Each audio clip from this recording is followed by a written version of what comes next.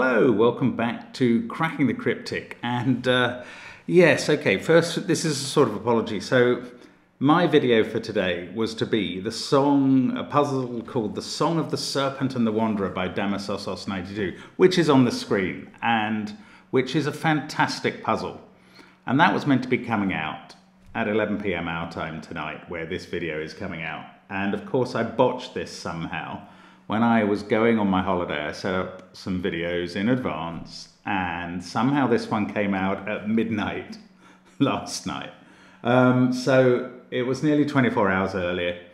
It's sort of a bonus Sudoku, but it is today's Sudoku. So what I'm going to do now is give you an actual bonus, which in a way is not much of a bonus. So the puzzle I'm going to attempt is this classic Sudoku. And I will explain why, because I think this is an opportunity to fill in some of the background about the channel that you will know if you've been here a long time. Do skip forward to when the puzzle starts. If you haven't been here a long time, you may wonder what this channel is. This channel is my friend Simon, locked away in his attic in Surrey like some latter-day Mrs. Rochester, and myself, Mark, here in London, and we solve normally every day each a variant Sudoku, and variant Sudokus are Sudokus with added extras. Now loads of people watch the channel. They learn how to do Sudokus from us of all kinds, including classic Sudokus. We love interacting with everybody who follows the channel. We love the comments that you send. The community that has built up around this channel wonderfully has a reputation for being incredibly kind and supportive, and there is a whole Discord server full of such people, and I really think it's worth visiting. There are a lot of things about the channel that I think are worth engaging with, but the people around it are certainly one of them. We love getting emails as well. Now, there are one or two types of email that we don't like getting, not so much because we think they're wrong or rude in any way, but we just think people are sometimes a bit misguided. So one of the types of emails we don't like getting is, I found an alternative solutions to one of your puzzles. And they will send us the picture, of, hopefully, of the alternative solution to the puzzle. And then we will spend 5 minutes working out why it didn't obey all the rules or what's wrong with it, and send that back. There is never an alternative solution to one of our puzzles. We only publish puzzles which have only one solution. So bear that in mind before you write to us. Now, another thing we often get emails about is people who have come across a puzzle in an app, generally a classic Sudoku in one of the many computer-generated apps that exist. And they want to see how we would solve this puzzle. And actually today, this puzzle on the screen was sent in by Evelina Koivalu, who asked us how would we go about it. Now I know Evelina's quite new to the channel. So what I'm actually going to try and do, and we'll see if this works, I don't know, is I am going to try and solve this puzzle, but I'm probably going to end up explaining why it's not much fun to solve computer-generated puzzles. And this is something that we only occasionally mention, but we have a strong bias against them. Every day we get sent somewhere towards 10 puzzles every day from some of the world's best setters and many others.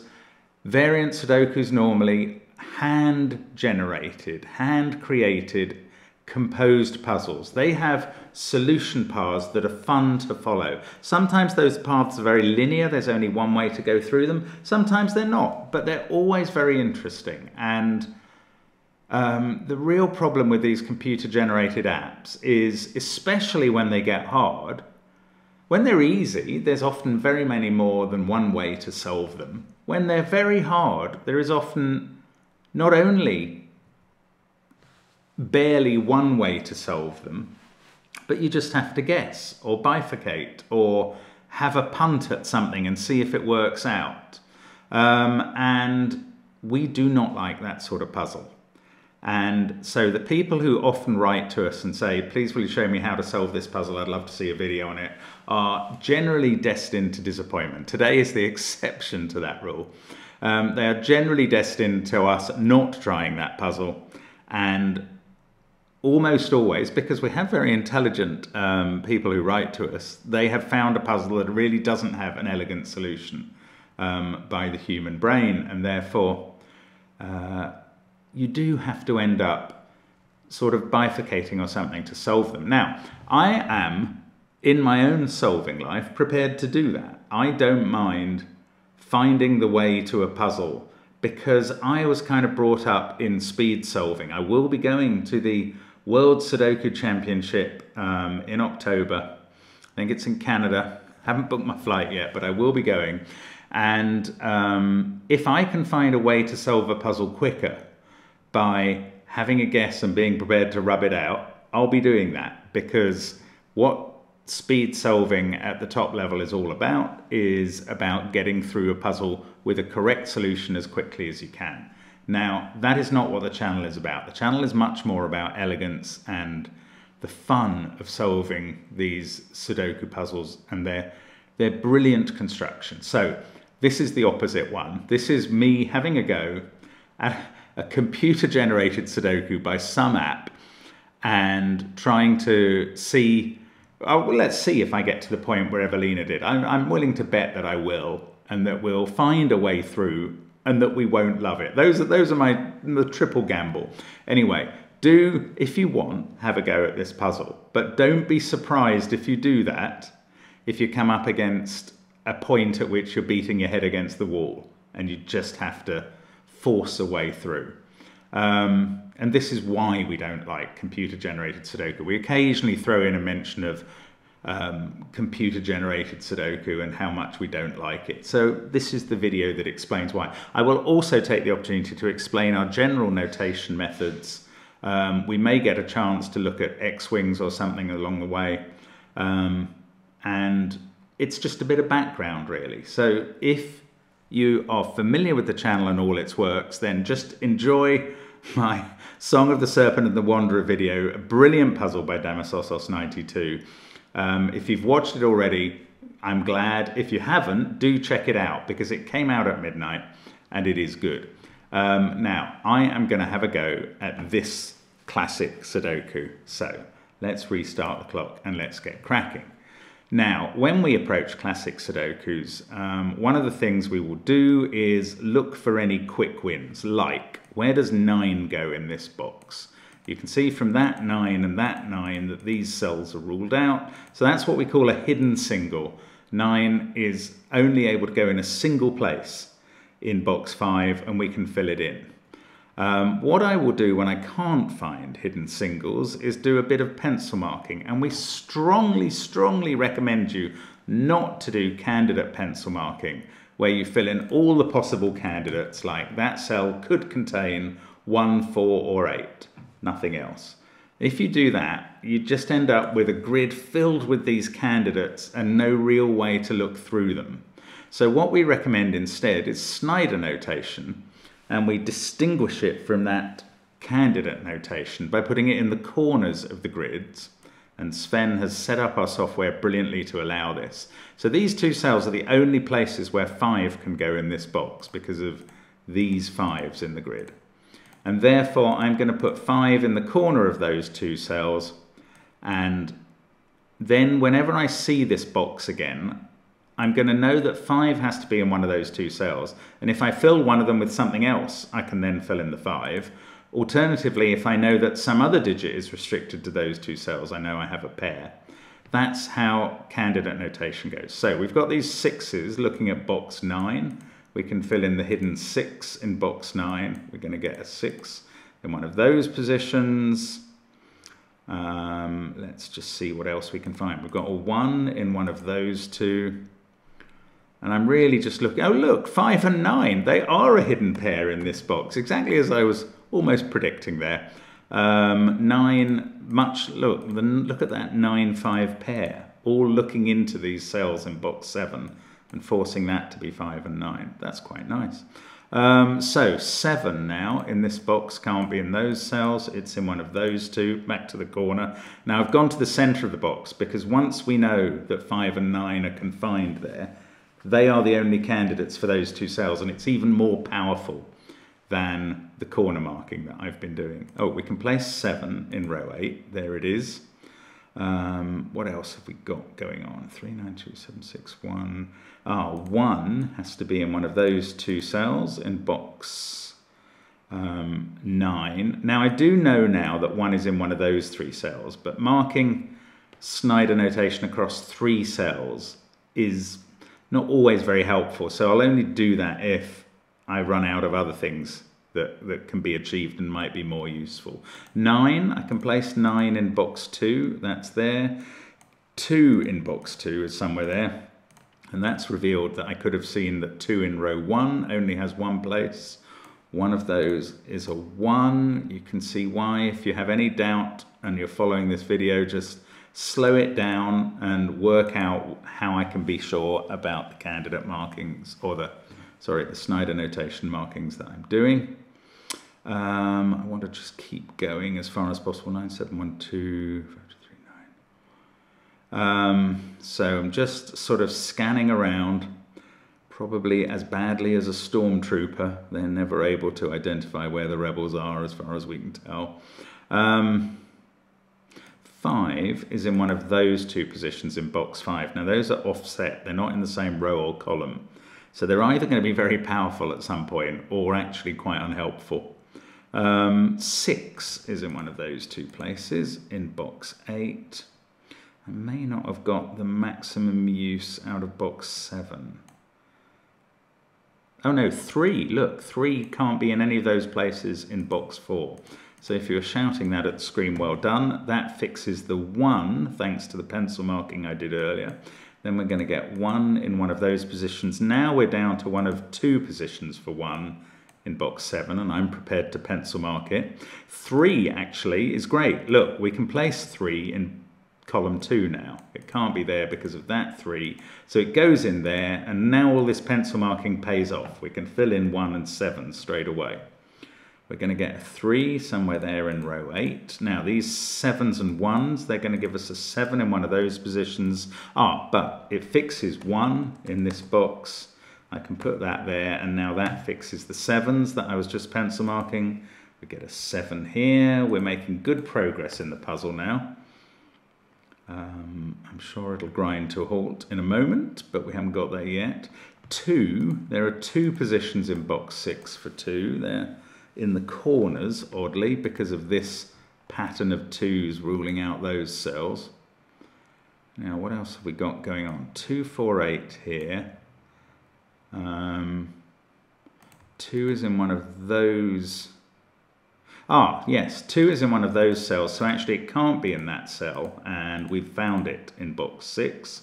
That puts it here in box 9. That fixes 1.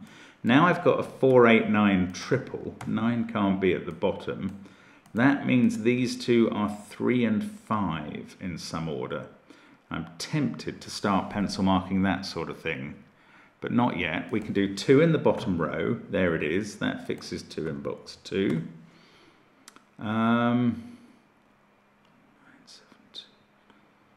6 is in one of those 2 cells in box 2. Now I can do 1, gets into the corner there. Doesn't actually, that's the last one in the grid. When you get to the 9th cell, we will often announce the last one in the grid. Now there's quite a lot of 4, 8 places.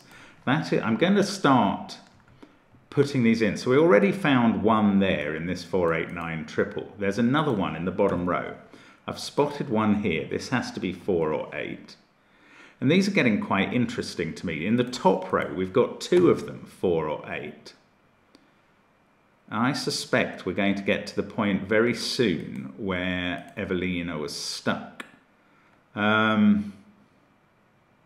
Actually, that leaves me this pair, which must be a 3, 5 pair. That's quite useful within the box, potentially. These are from 4, 6, 8. I'm missing something. 9, that might be the last 9. No, there's an...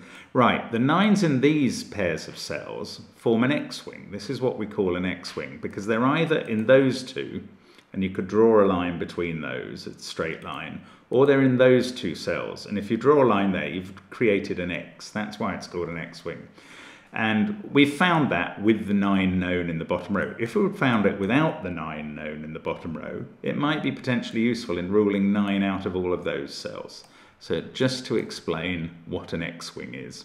Now, 2 is in one of these two cells in box 7, so it's not here. And in box 4, it's got to be there.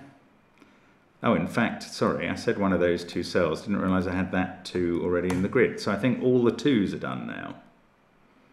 6 is there somewhere. 6 is in one of those 2. 6 is forming odd offset patterns in the grid. Might be key to our finding our way through this in the end.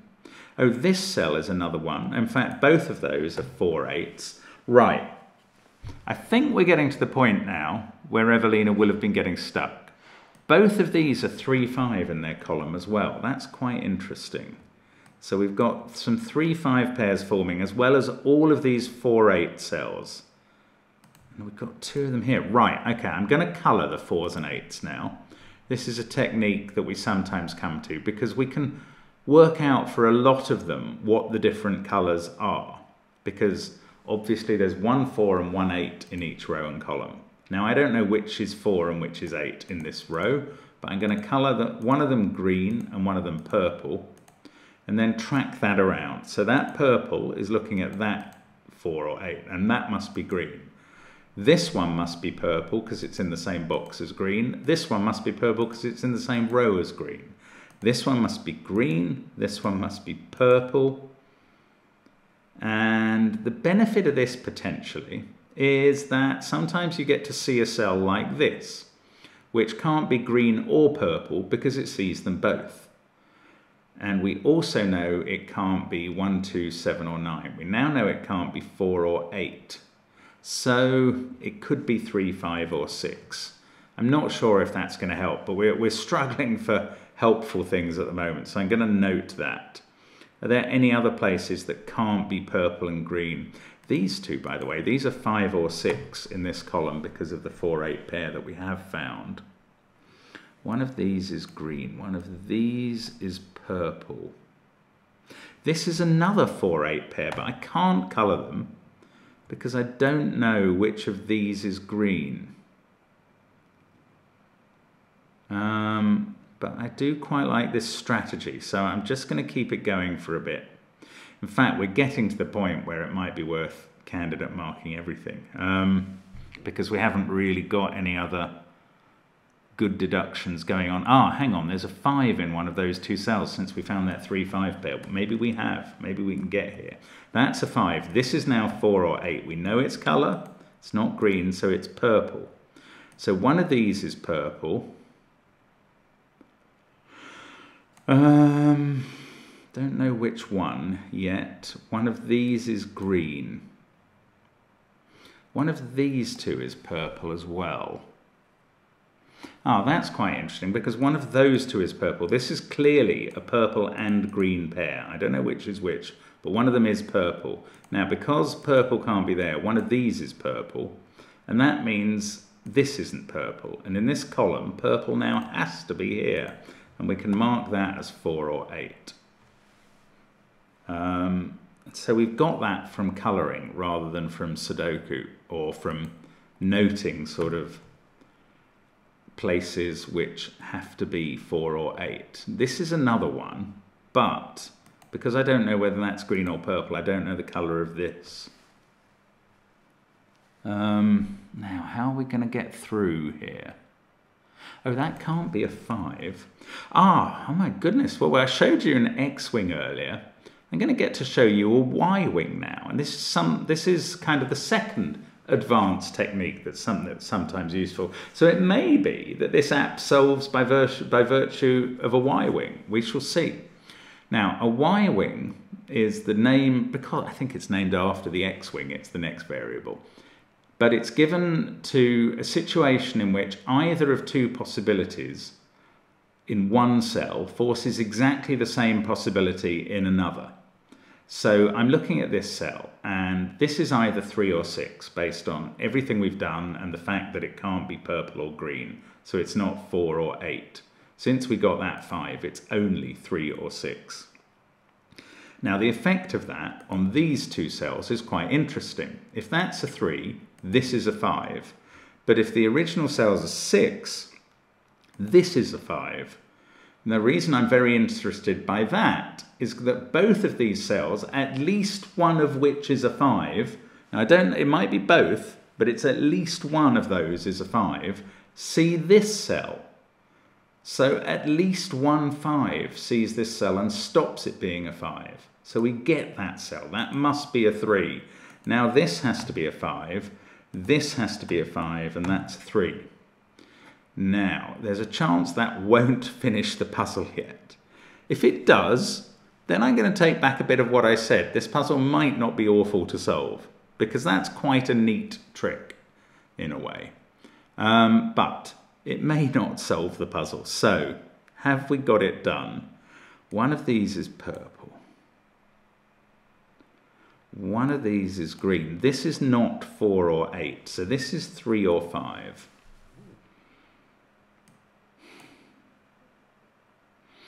No, I don't think it is obvious, and it's certainly in a competition long before now, I would have just had a guess at one of green or purple being 4 or 8 and carried it on to see whether it broke the puzzle or whether it completed the puzzle. It's kind of 50-50.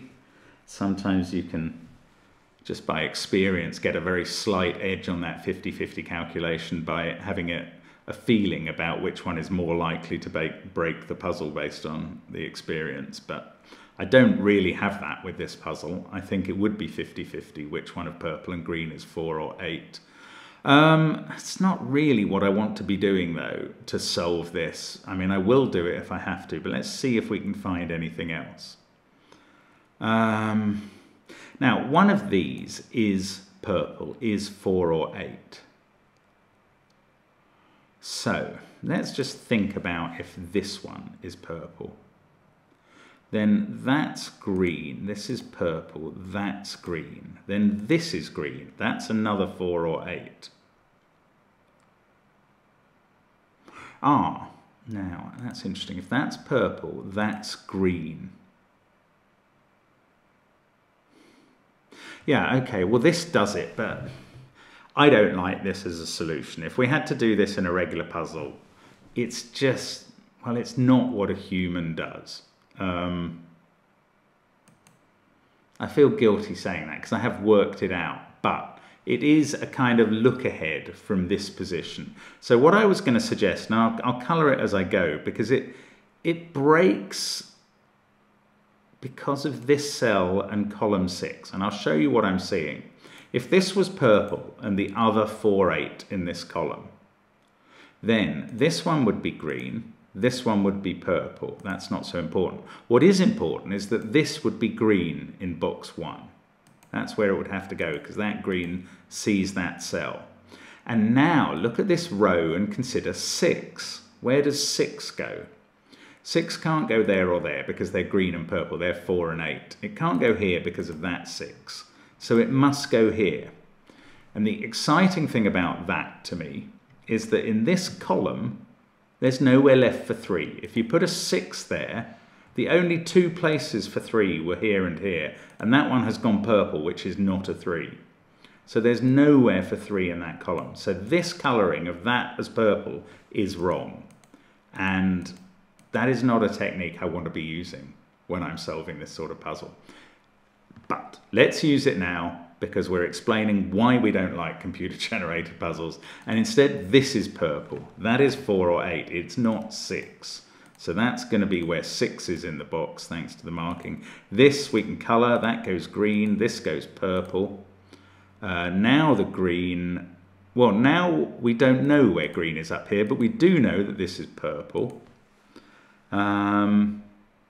It's possible even this won't finish the puzzle, although I think it will. We've now got a 3-5 pair in these cells, so that fixes the 9 X-wing that we found earlier. We get a 9 there. This cell is green or purple, so clearly green. Now, I'm just assuming, yes, we've got that 5 looking at this 3-5 pair, so it is going to finish. We get the 3, we know that this cell that was so important is a 6. That makes this a 5. We're going to finish off everything except the 4s and 8s, and then we're going to get those, I think. So we put 3 here, another 4, 8 here. We know its colour is green. This now does tell us that this is green. I thought it wasn't going to be, actually. That's the last green. We can put in 6s in these other cells, and over there they must all be 6s. Oh no, here's the last coloured cell. That's green, and somewhere we must have an actual given 4 or 8 looking at one of these cells to finish the puzzle. I can't see where it is. You can. Shout it out at me. Where's there a 4 or 8 in the puzzle? How do I know which they are? I've got green and purple in every cell. I must have mistranscribed this without a 4 or an 8 in the grid, which is an extremely unfortunate choice to make.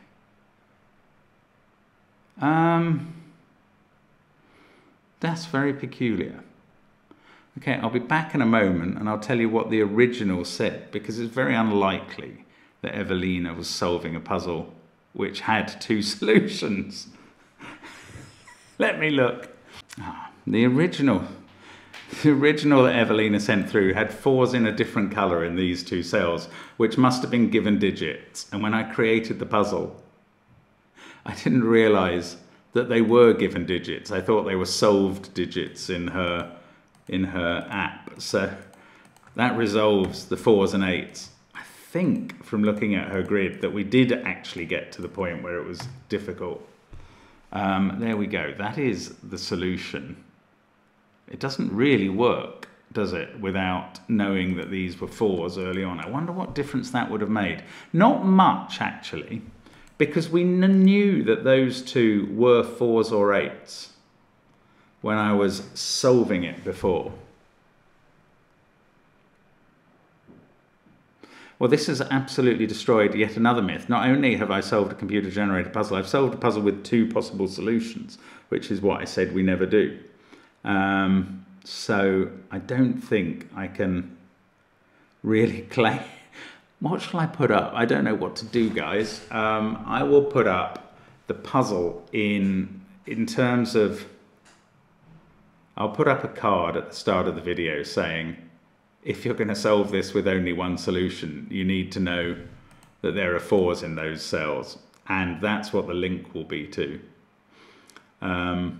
That's all I can do, I think. How weird. I'm sorry about that. That was quite strange, but I wasn't familiar with the app. I was going to say, the apps that people like Evelina use sometimes claim that this is an expert puzzle, but you don't have to be an expert to solve it. You just have to guess your way through.